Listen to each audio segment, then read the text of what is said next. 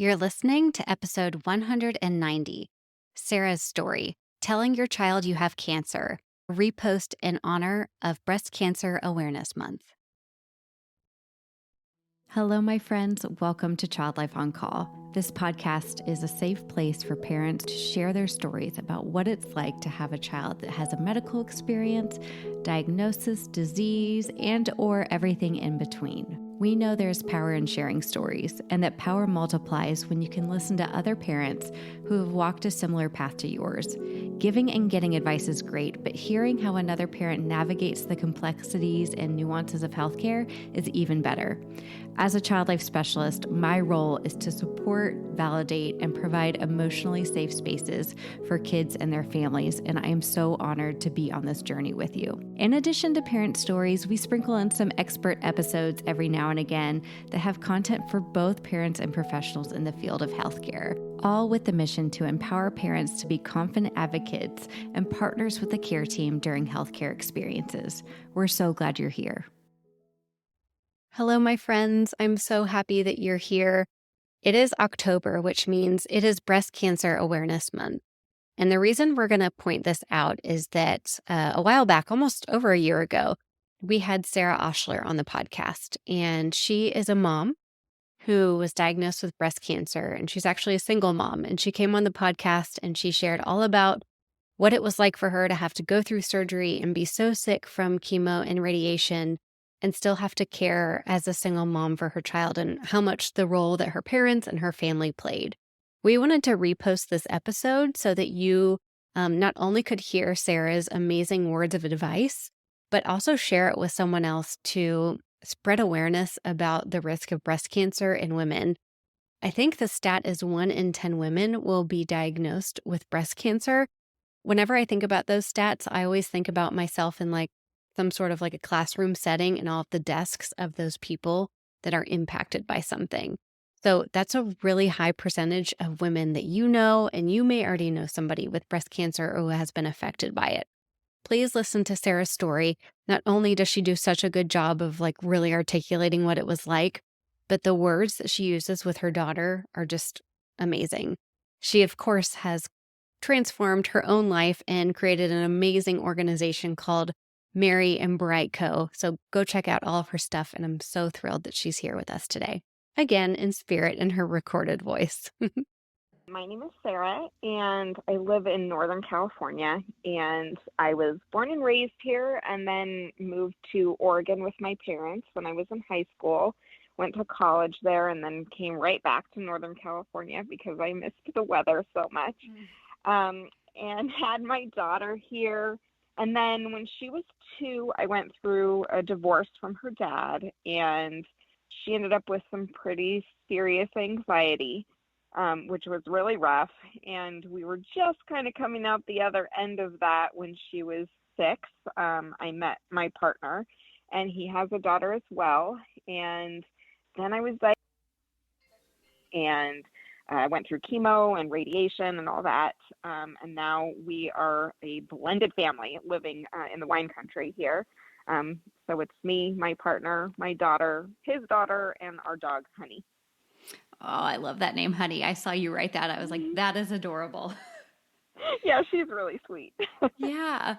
Well, so talk to us about, you just discussed a little bit about how your daughter had a little bit of underlying anxiety. And gosh, we all know that's so common these days.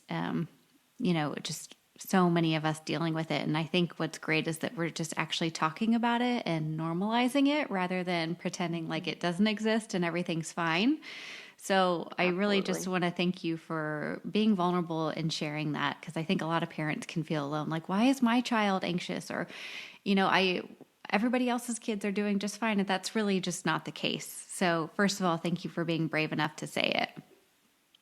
Yeah, no, it's not the case at all. And actually, I was just speaking with breast care coordinator at my healthcare company, and she was saying that they're talking about this a lot in her practice, just that it's not a matter of whether or not your child has anxiety. It's a matter of, what the degree of it is.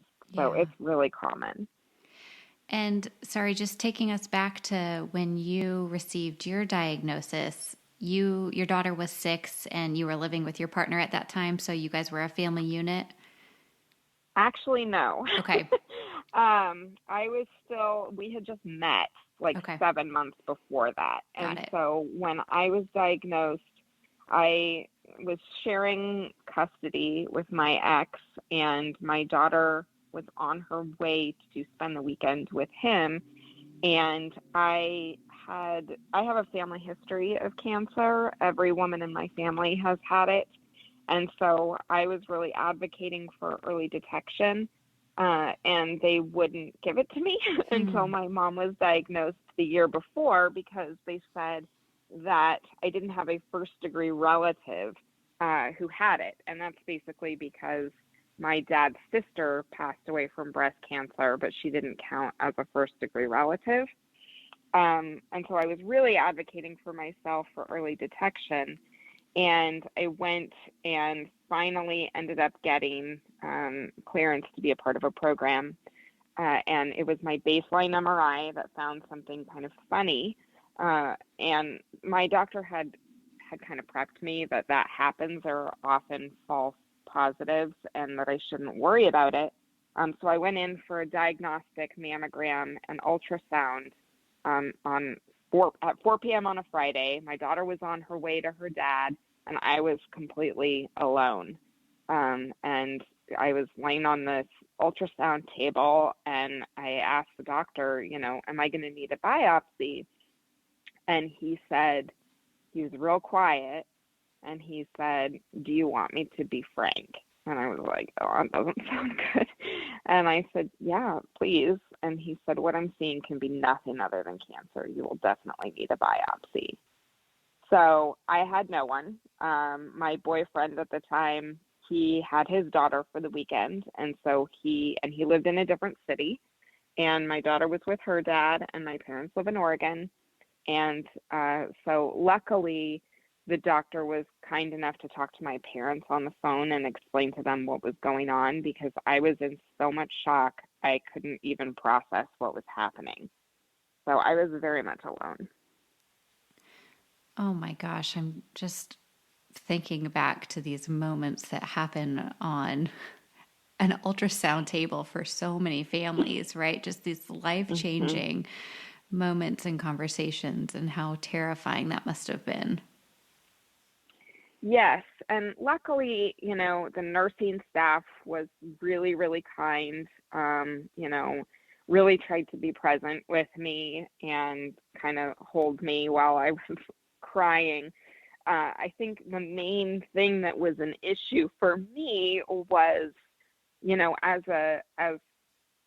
I am my daughter's person, as a kid with anxiety, a lot of it manifested into separation anxiety. And my number one thought was her.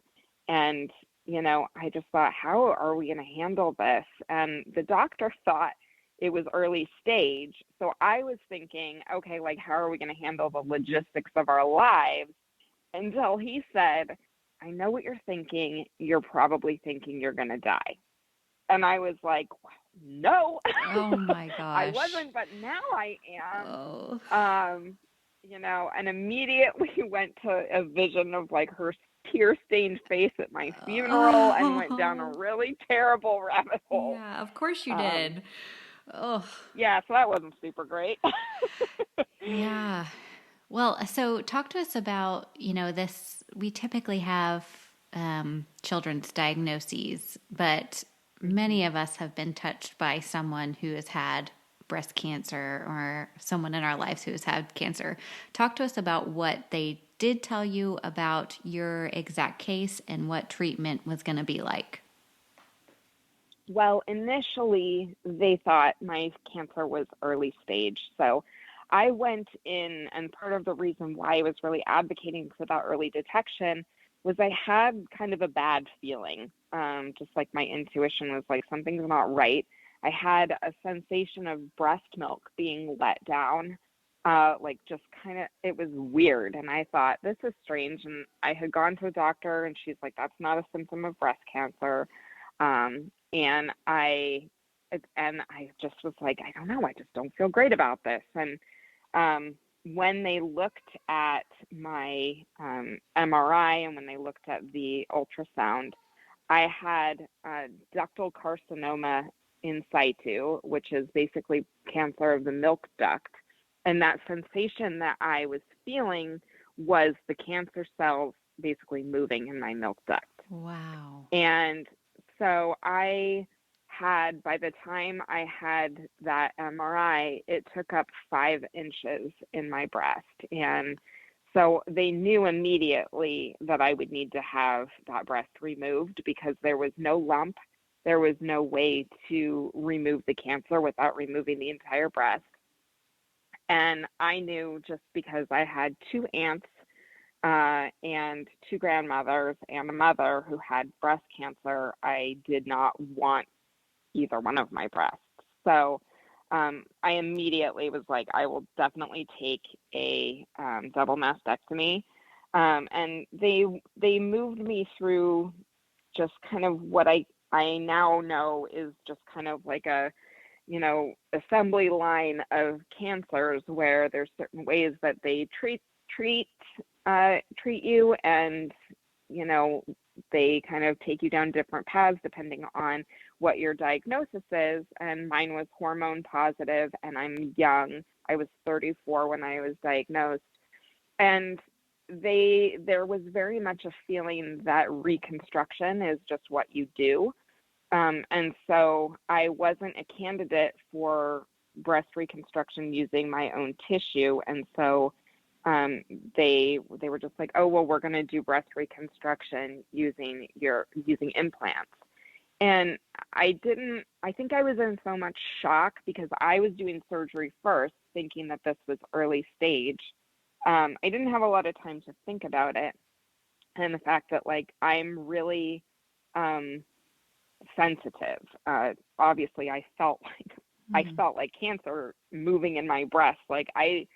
I'm really sensitive to medications, chemicals, give me migraines. So I didn't even think about the fact that maybe there might have been another option other than immediate reconstruction using implants. And so I went in for surgery, and part of the way that they do this is they put these tissue expanders in underneath your muscles, and they're basically like these hard plastic things that they then fill up with saline to make room for implants that will be replaced later. And they were horribly painful, and I woke up in terrible pain. And and I just remember thinking, this is just like normal. This is what surgery is like. I'd never had surgery other than having my tonsils out when I was in 2nd grade. Mm-hmm. And when I woke up, I had a feeling that the cancer was spreading. Again, I was having that feeling, kind of moving to a bigger area.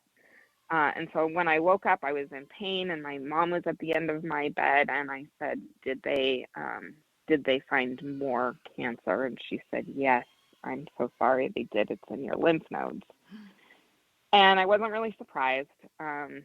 And so that was when we changed my treatment. So instead of just having that double mastectomy, it became immediately chemo, and then after that radiation. And I couldn't have those tissue expanders removed until after my radiation was completed. And so it was a full year of having these hard implants in, and they were rubbing up against my ribs and creating a bunch of scar tissue. And it was by far the worst part of my whole treatment was those expanders.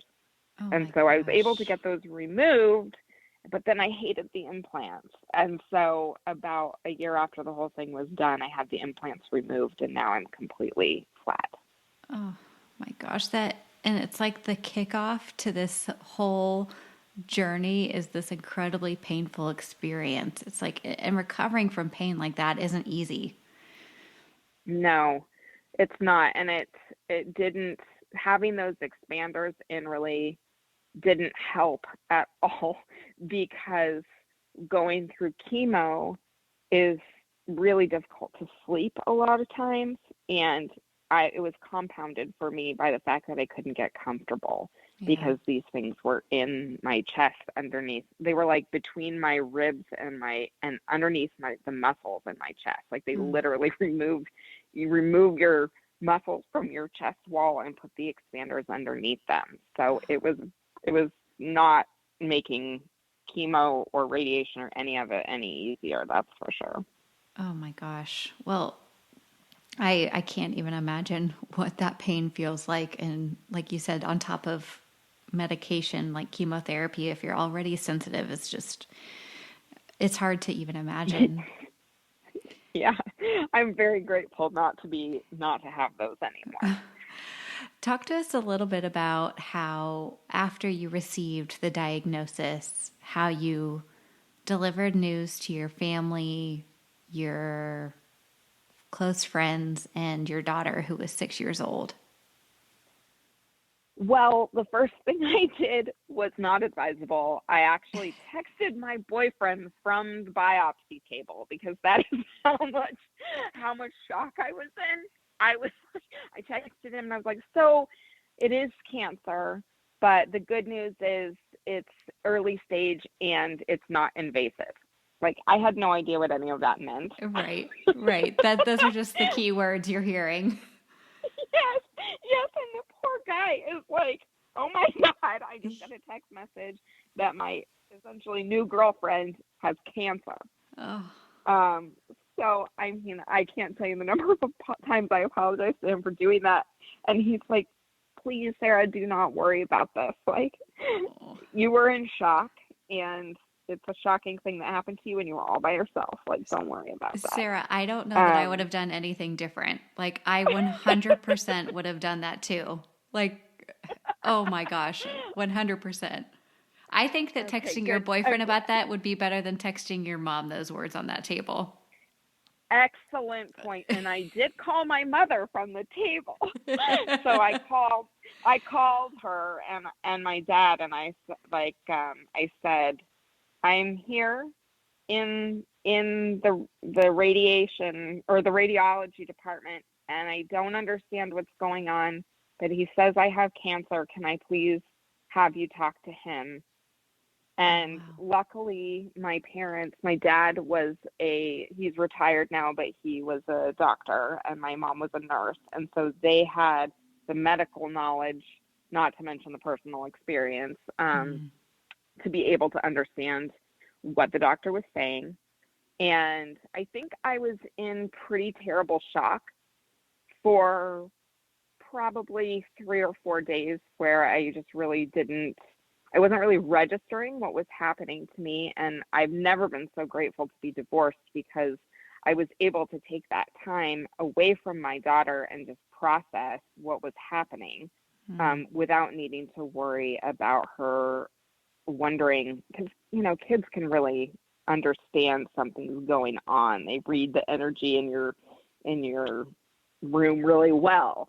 So that was great, as far as bad diagnoses go. So I didn't have to talk to her right away. And I did end up calling my friends. My mom came down right away from Oregon, and I called my closest friends and really couldn't process why it was that they were bursting into tears. Because I was like, this is like, it's not really cancer. It's like baby cancer. It's like not even cancer, you guys. Like, don't worry about it. You taking care of them as you're getting diagnosed. And not really processing. Like, when I look back on it, it's like, I think I thought it was like, how Scooby-Doo goes into researching all of these like ghostly things, and then it like looks really scary, but then it turns out to be like, a dog or something that's not scary. Yeah. I just kind of convinced myself I had like Scooby-Doo cancer, where it was like, it sounds really bad, you guys, but it's not actually bad. It's okay. I love It's like your ability to protect yourself Yes. comes out through a Scooby-Doo metaphor, and I love that. Yes. And then I was like, all I need are some like Scooby snacks and everything's going to be That's it. fine, It's you going to be fine. Yeah, for sure. guys. Yeah. So then as time went on, I started to realize like, okay, I think I need to explain this to my daughter. I wanted to make sure that I had some information before I shared it with her. So my mom was visiting. She basically moved in with us, and when I found out that I had a surgery date, that was when I decided that I wanted to tell my daughter because I had some information about what was going on, and I had a next step. And so I immediately ordered a bunch of books, on Amazon and from the library. Uh, and I'm not sure what I was really expecting, but those books didn't provide it for me. I really wanted to explain to her what cancer actually is, and none of those books did that. And so I ended up kind of coming up with my own analogy for it, or I mean, it wasn't even so much of an analogy, it's just explaining what cancer is. I'm basically saying to her, our bodies are made up of all these tiny little guys called cells, and they're so small you can't even see them, but they're basically like Legos, like they're building blocks that your body is made of.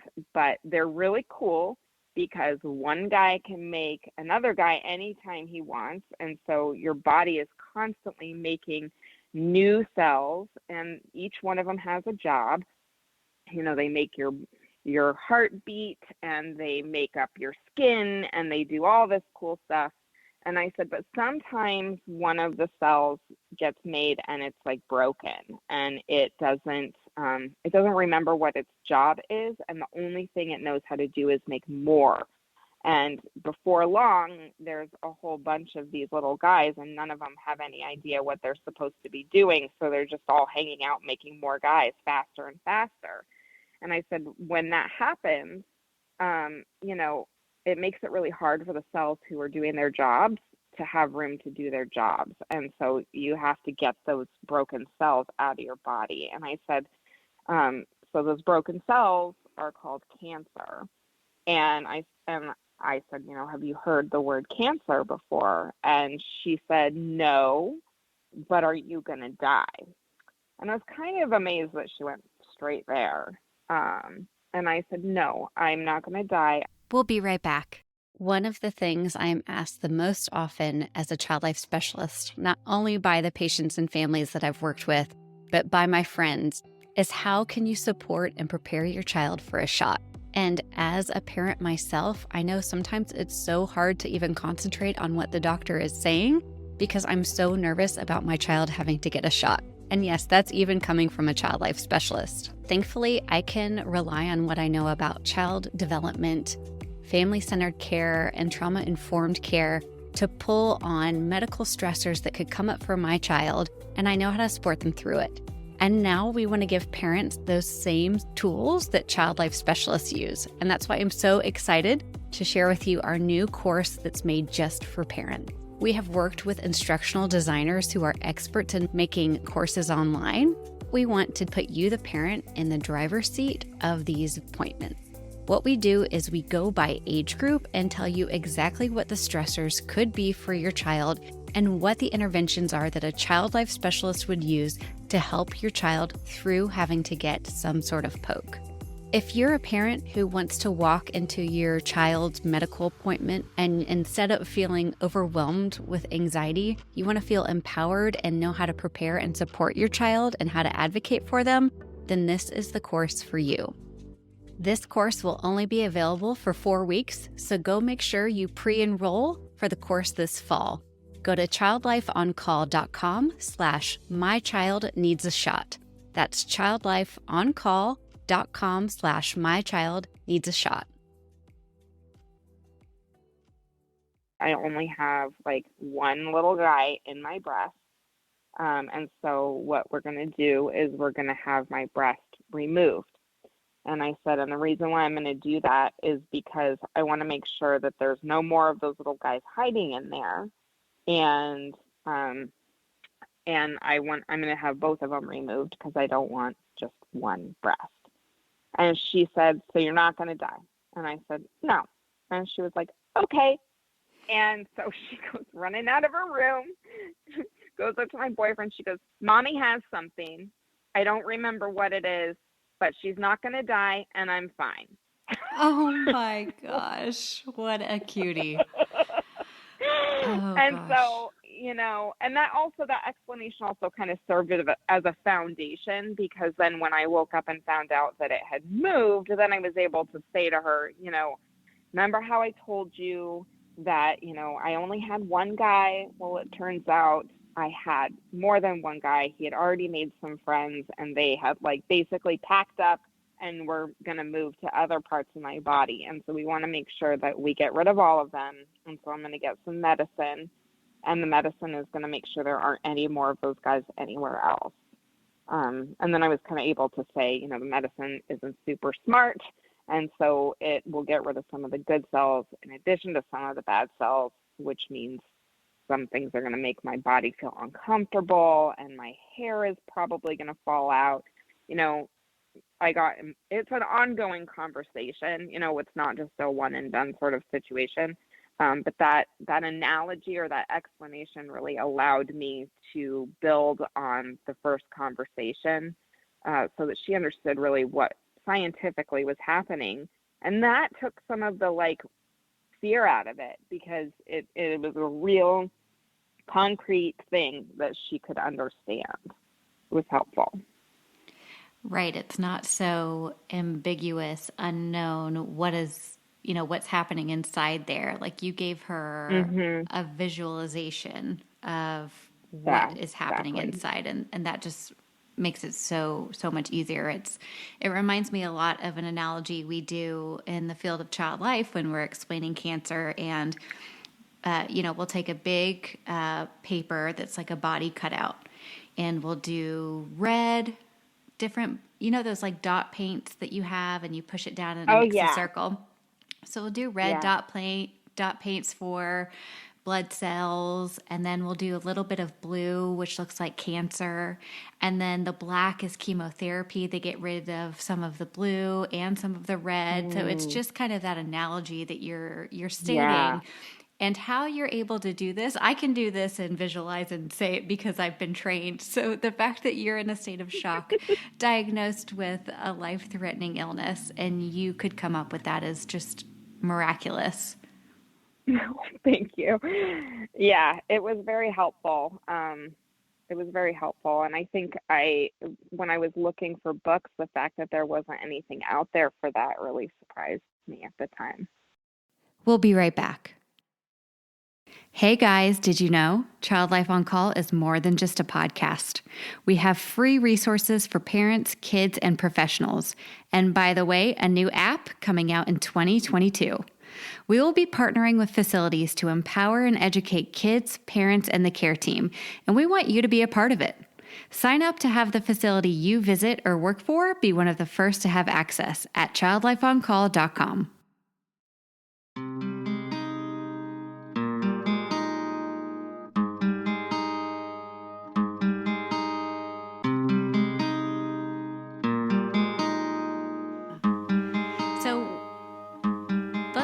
Some of the hard parts of being a single parent. You said your mom moved in to help, I'm guessing, help care for your daughter, and also care for you. Those days before surgery and those days after surgery, when you have a very busy 6-year-old, how did you manage your time with her, your time taking care of yourself? How did you do all of that? As a single parent, I would say the skill that I learned in the 4 years at that point that I've been doing it by myself, because she saw her dad every other weekend, and I did everything myself, and it became my superpower to do everything myself. And nobody helped me, and so when I when I was faced with anything, my answer was always do more, do more, do more. There was never any like ask for help or do less. And so it immediately was like my whole life was like a house of cards, and it came crashing down. And I could not do it myself anymore because I mentally was in a completely different place. I became obsessed about getting a new couch. I was like, I am, I can't control anything, and I am going to focus on getting a new couch because I'm going through surgery and I need to sit somewhere comfortable. Yes. Like, this is the stuff that my brain did. Yeah. And yeah, it was really, and then once I got the couch, I lost it. Yeah. My daughter was at school. I remember I got the couch delivered. My mom was sitting in a chair across from me as I'm sitting on the couch. And I was like, I just burst into tears. And I was like, what am I going to do now? And she's like, we're just going to take it one step at a time. And so that's what I did, was I took it one step at a time, and I made a conscious decision to stop trying to do everything myself. And so that meant I also knew that I needed to involve people in my daughter's school in a way that was like, you need to understand we're having something happen at home. And if something is going on with her behavior-wise, like, this is why. And so I went into the school and I said, I need you to provide support to my daughter because I've been diagnosed with breast cancer, and I don't know if she's going to have increased anxiety or what is happening. And so then the school counselor told me to tell her teacher. So I talked to her teacher, and then I talked to the woman at the front desk at the school, and she said, you know what, I am a breast cancer survivor as well. I just finished radiation, and this is what you need to do. You need to sign up for free lunch. And I said, I don't need free lunch. I'm going to be on disability. Like, I have the money. And she was like, you need to sign up for free lunch. Yeah. And I said, why do I need to do that? And she said, because you do not need to be thinking about lunch. Wow. And I was like, okay. So she gives me the paper and she's like, fill it out. So I fill out free lunch. She said, because you're on disability, you qualify for this. She submitted it, and my daughter got free lunch. And oh my God, that was such good advice. Because I couldn't think about free lunch. No. And I signed up for community programs that delivered food to us. And then the big one was I announced to my friends on Facebook that I had cancer. And I don't know what possessed me to do that. I basically shared that I had been diagnosed, and then I went and took a shower. And while I was in the shower, I was like having a major vulnerability hangover. And I was like, why did I do this? Yeah. Why? Nobody needs to know. So I'm like, okay, when I get out of the shower, I'm going to go delete that post, because like, what am I, like some kind of I felt like an attention whore kind of. So I went back to delete the post, and the amount of support that I received, like already in that like 5 minutes, made me feel so like such part of a community of people I didn't ever expect to be supportive. I got a bunch of direct messages from people who said, I never shared, but my wife had this last year. I never shared, but my mom had this. Let me send you this. Let me tell you about this. And it was the beginning of my really understanding that people want to bless other people. They want to help.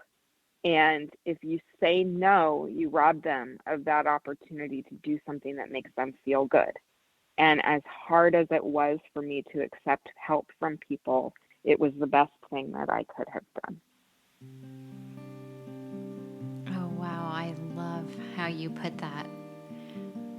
It was a big lesson. Did your daughter see the helpers come out? Did she start to recognize you saying no more? Or for her, what was she able to grasp about that? She saw the love for sure, especially in that my mom basically moved in with us for a year, and my boyfriend basically moved in with us, and my friends were incredibly kind and would bring over. I had one girlfriend who she came over right after my diagnosis and left like these parfaits in my refrigerator. I had no idea that she had done that. And she just came over, and then the next morning I opened up the fridge and she had left all these breakfasts for me. Oh, so I really tried so to, it was amazing. I had another friend who was like, I felt like you needed everything related to unicorns. And so I went to Paper Source and I got this like unicorn bag and I filled it up with everything related to unicorns in Paper Source, and I just bought everything and I dropped it off. Okay? Like, that's amazing. I love that. Oh, I love both of those things. And for a lot of people listening, they're like, what can I do? I don't even know how to start, where to begin. But those are very two simple things, which you're still talking about now. I mean, they clearly had an impact on you. Yes. And the other thing I think was really amazing, if anybody is looking to do something to help someone, my boyfriend's mom sent me a card every week through my entire treatment. Wow. And it was like, she'd send me stupid cards, she'd send me funny cards, she'd send me thoughtful cards, and expected nothing in return, expected no response. Just wanted me to know she was thinking of me. And that really made a big difference to me. I think the key is not expecting anything. My friend who dropped off the unicorn bag dropped it off. My friend who put the parfaits in the fridge left them there. Like, there was no expectation for me to, it's very, very tiring when you are going through treatment, and I didn't have the energy to have a conversation, and those people wanted to leave me something because they wanted to make me feel good and have no obligation to entertain them or talk to them or get them a glass of water, nothing. And it was amazing. Yeah. I just love all of that. And I was kind of thinking that you stepping back after being your daughter's main source of everything, I was wondering if you thought your daughter noticed or if she just saw everybody else loving on her too. I think as adults, we can think, oh my gosh, she's going to know we're not picking her up at school today. She's going to be distraught for years to come because of this. And really, like, they're okay. They can get through it and they can bounce back just like you can. Yes. And I think it was really important that it was me calling on my village because I couldn't do it myself anymore. But I didn't realize at the time how much she needed that village, because even at 6, she already felt like she didn't want to tell me things. And I had no idea. For Crazy Hair Day at school, she wanted to support me. And so she wore this like scarf on her head that had pink ribbons on it. And she was in 2nd grade. And by that time, so she was 7. And apparently at school, her friends, like, I don't know if they were like malicious in the way that they made fun of her for wearing it, but it hurt her feelings. And she didn't tell me. She told my mom and she told my boyfriend. Mm-hmm. And I was like, afterward, when they both told me that she had told them, I thought, wow, to be 7 and trying to protect her mom. Like, I'm so glad you guys were here to be a witness to her experience so she didn't bottle it up. It was a real gift for her, too. Wow. That is so true. I'm kind of diving deep into these parenting books right now that talk a lot about the village. And I think, we know that it takes a village to raise a child, but truly it does. And when we can get so on top of it, oh, my child needs me, they need it this way, that works for us because it's uncomfortable for us to ask for help, right? But kids actually benefit from all of that extra support and extra experiences and different ways of doing things. Yeah, actually, my partner and I talk about that a lot because we have two kids that we share custody of. And to be a child of divorce and have exposure to different ways of doing things, like the research actually shows that they grow up and have an easier time having empathy for different kinds of families and the way that they do things because they've already had exposure to more than one way of doing things. Right. And so I kind of saw that happening with us too. Like I would allow other parents before, I would never allow anybody to help us, but I would allow for other parents to have my daughter over for a play date or pick her up after school and not feel like I needed to reciprocate because they wouldn't let me. Yeah. You know, I saw that benefit and that like there were other ways of doing things and she was definitely exposed to that and it was really positive for sure. So talk to us about the timing of writing. You have two books and I want to hear about them both. Talk to us about what they're about and which audience should order these and get access to them. Oh, thank you. Yeah. So that explanation that I had for my daughter about the broken cells, basically, I started working on that during my treatment because I had gone on disability and I was exhausted and trying to figure out how to, keep myself like with a purpose, basically. And so I had a background in illustration for 6 years.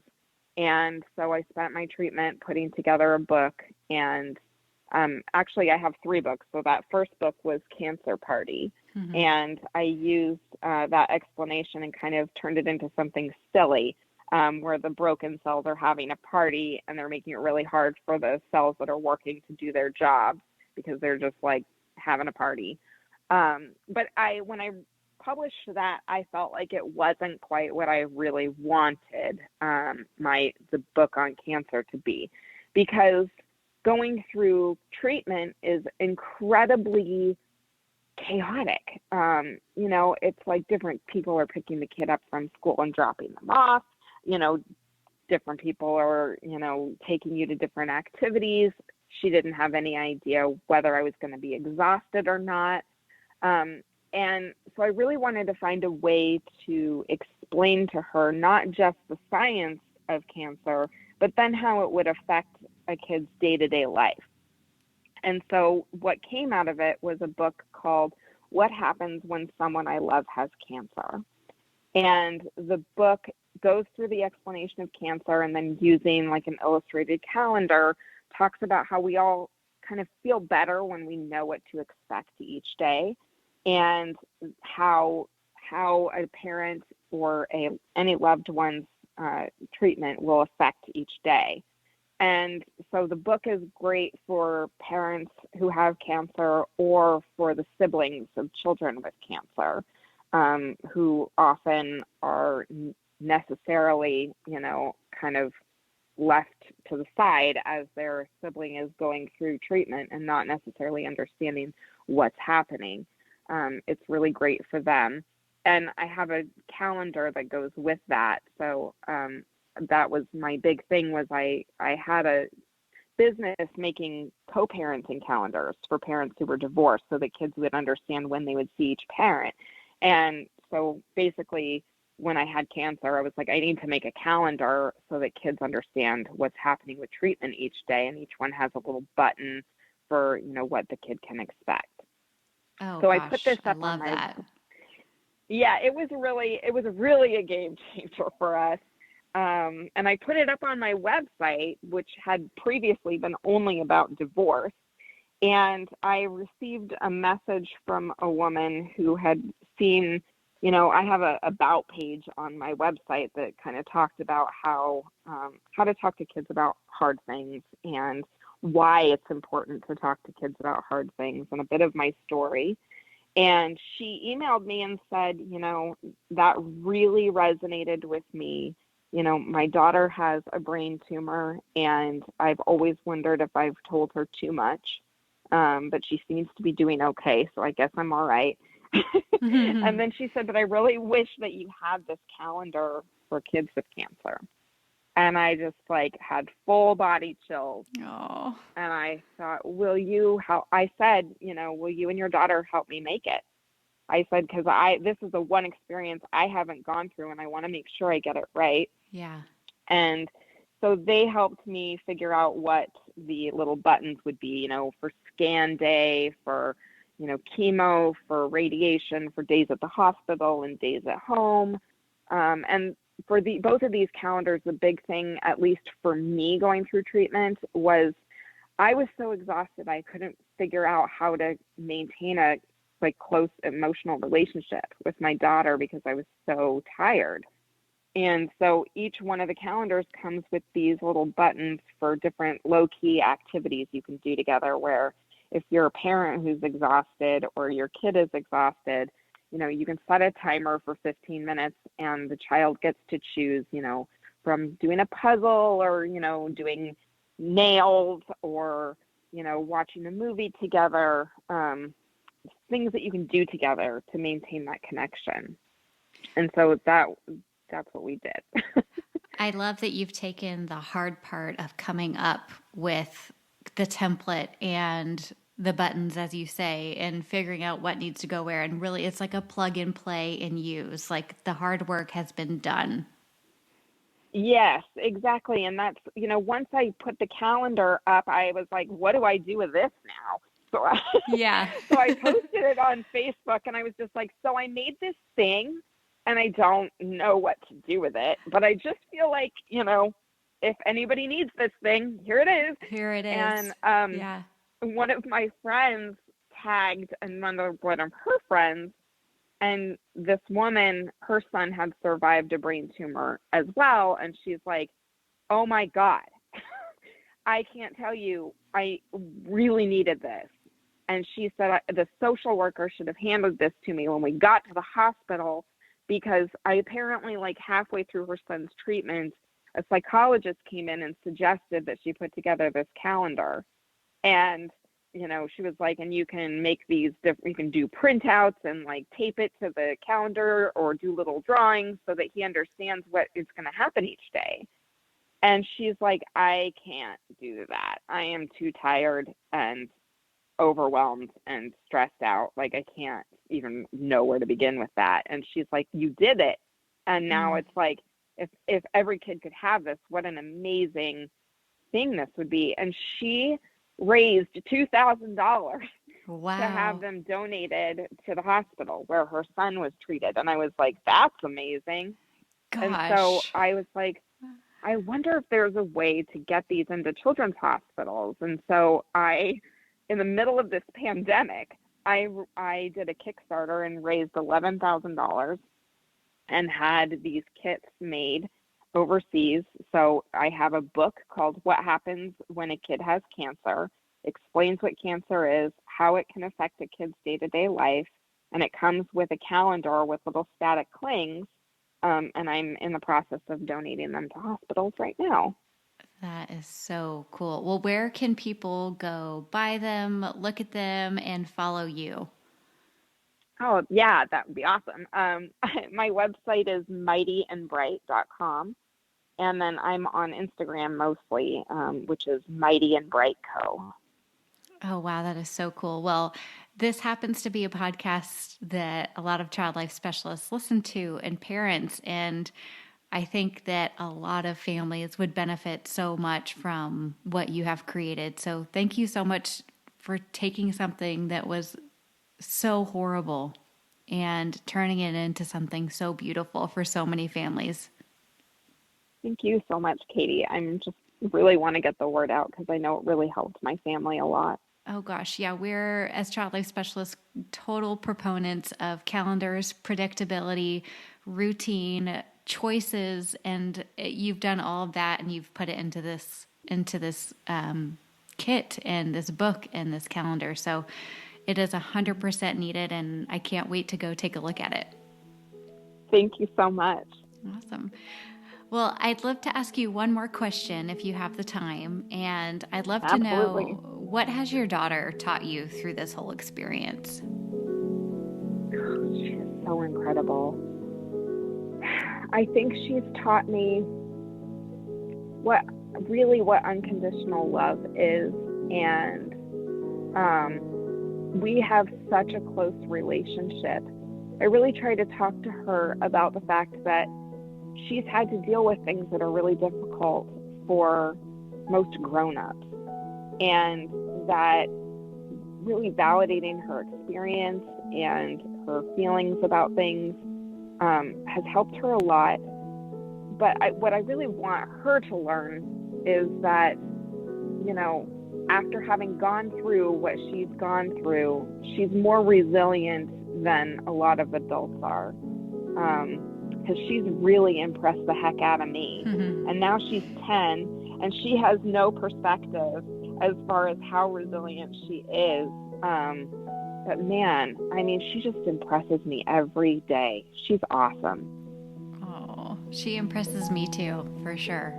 Well, thank you so much. And I really appreciate you sharing your experience with all of us. Thanks, Katie. Thank you so much, Sara. And you guys, mightyandbright.com will get you to all of those printable resources that she was telling you about. And you can learn more about her story and her organization there.